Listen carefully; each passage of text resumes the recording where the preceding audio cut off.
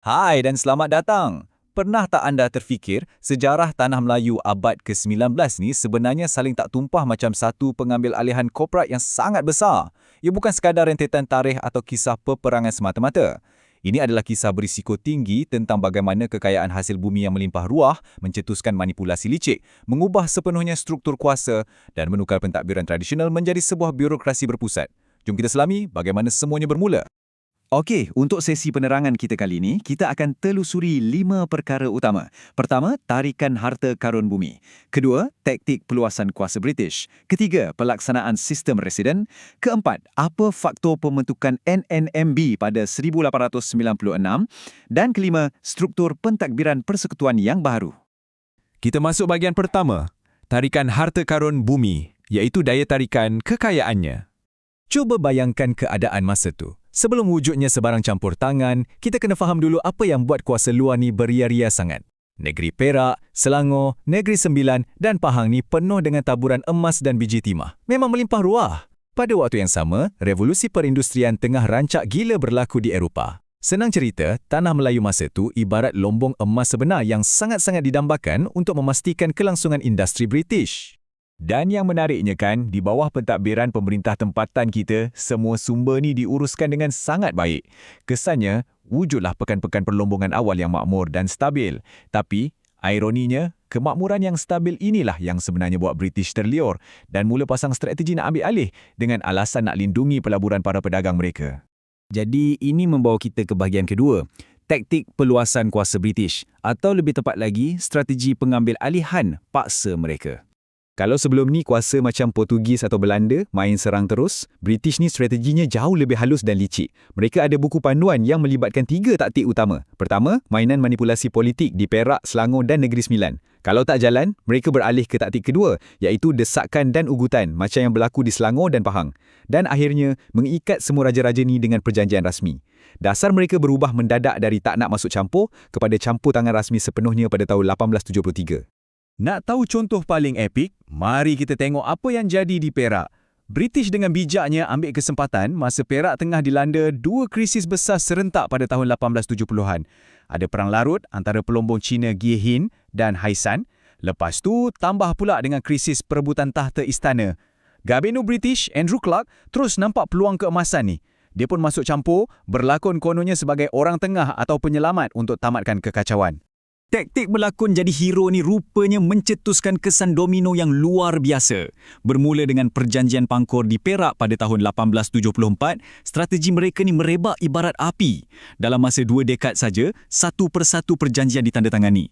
Di Selangor pada 1875, Pahang pada 1887 dan akhirnya di Negeri Sembilan pada 1895. Keempat-empat negeri bebas ini tanpa sedar kini dah jatuh ke dalam cengkaman kuasa British.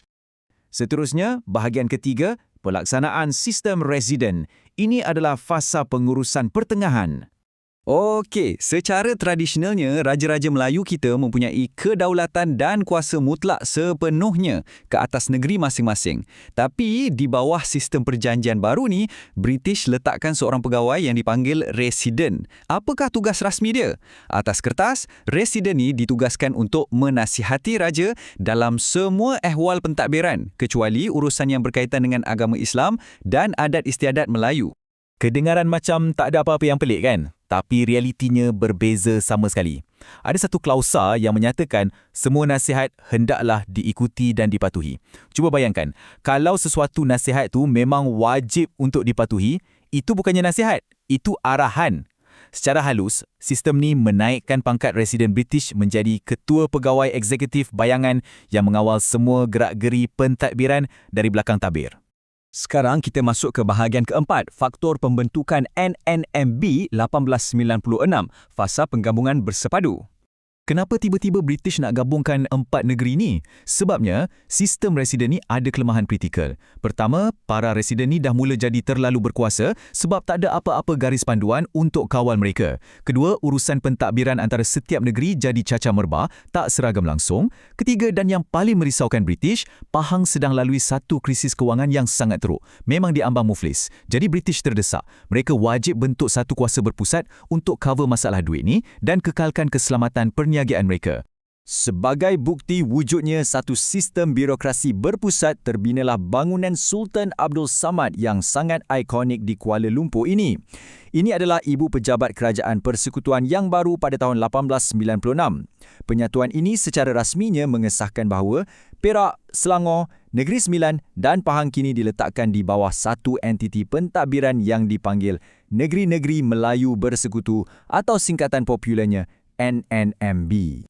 Akhir sekali, bahagian kelima, struktur pentadbiran persekutuan baharu, fasa penstrukturan semula kerajaan. Dalam Carta Organisasi Baharu ni, sangat jelas kedudukan pemerintah tempatan terus-menerus dipinggirkan. Di tempat paling atas terletaknya Pesuruhjaya Tinggi British. Bawah sedikit dari itu ialah Resident General yang berpusat di KL, di mana dialah yang pegang kuasa ketua eksekutif pentadbiran yang sebenar. Dan di mana kedudukan Majlis Mesyuarat Negeri yang dipengerusikan oleh Raja. Majlis ini semakin hilang taring dan kehilangan sebahagian besar kuasa perundangan. Keadaan ini jadi bertambah parah bila masuk tahun 1909, British menubuhkan Majlis Mesyuarat Persekutuan. Penubuhan ini seolah-olah bagi lesen besar kepada British untuk bolot terus semua kawalan ke atas kewangan dan undang-undang negeri. Kewibawaan Raja-Raja Melayu sangat terjejas sebab baginda semua kini sekadar turun pangkat jadi ahli biasa saja dalam majlis tu, manakala semua keputusan penting dibuat oleh British. Pan begitu, British ni cerdik. Mereka sedar yang mereka kena sentiasa kekalkan ilusi seolah-olah Raja-Raja Melayu ni masih ada peranan. Jadi, mereka tubuhkan persidangan Durbar. Persidangan pertama berlangsung secara gilang-gemilang di Kuala Kangsar pada tahun 1897. Acara ini kumpulkan Raja-Raja Melayu, Pesuruhjaya Tinggi dan Resident General untuk duduk semeja bincang hal ehwal negeri. Ya, walaupun baginda semua dah hilang kuasa eksekutif dan terlepas kawalan keuangan negeri, penganjuran Durbar ni jadi simbolik penting. Ia secara rasminya memperlihatkan tanggungjawab bersama Raja-Raja Melayu sebagai pelindung mutlak bangsa Melayu dan adat istiadatnya. Institusi warisan ini terus kukuh bertahan dan tak dapat dipadamkan oleh struktur birokrasi ciptaan British. Jadi, kita dah saksikan bagaimana daya tarikan secebis bijih timah akhirnya membawa kepada terciptanya sebuah kerajaan birokrasi berpusat. Memang betul, peluasan kuasa British bawa banyak pembaruan, wujudkan sistem yang seragam, jalan raya dan kemunculan bandar-bandar baru. Tapi, bak kata pepatah, setiap perkara mesti ada harganya. Jadi persoalannya, pada harga berapakah kedaulatan mutlak dan kemerdekaan asal pemerintah tempatan terpaksa digadakan? Adakah sekadar kemajuan ekonomi sudah cukup untuk menghalalkan proses pengambil alihan ke atas sesebuah bangsa? Soalan ini saya tinggalkan untuk anda nilaikan sendiri. Terima kasih kerana meluangkan masa bersama saya dalam sesi penerangan kali ini.